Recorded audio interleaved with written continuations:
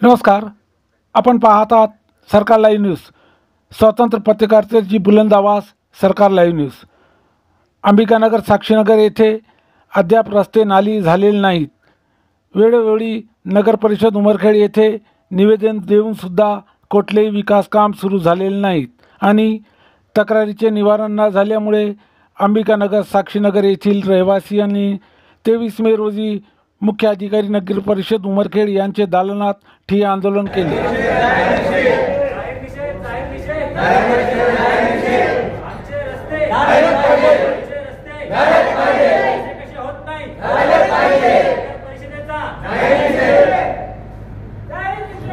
दोन 2005 पासून येणे झालेलं आहे आमच्या प्लॉटचा।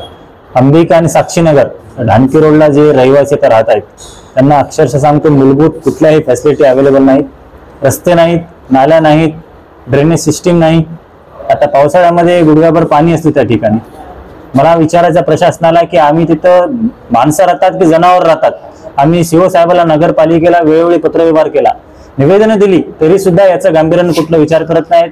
ज्या ठिकाणी रस्ता नको त्या ठिकाणी नगरपालिका रस्ता टाकत आहे, ज्या ठिकाणी नाली नाही त्या ठिकाणी नाली करत आहे।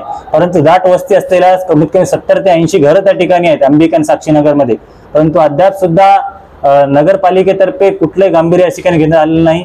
आज आम्ही साक्षीनगर आणि अंबिका नगरचे सर्व रहिवासी इथं आलेलो आहोत नगरपालिकेमध्ये आणि आमचा हा ठिय्या आंदोलन आहे। जोपर्यंत आमच्या या समस्याविषयी सीओ साहेब काही ठोस निर्णय घेणार नाहीत, लेखी आश्वासन देणार नाहीत, तोपर्यंत आम्ही कुठलाही इथला आमचे नागरिक असतील, रहिवासी असतील, हे इथून उठणार नाहीत।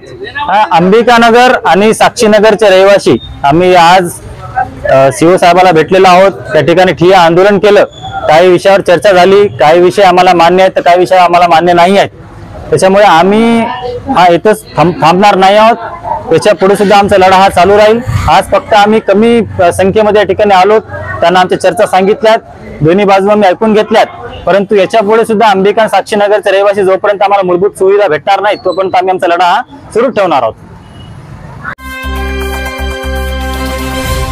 सरकार लाईव्ह न्यूज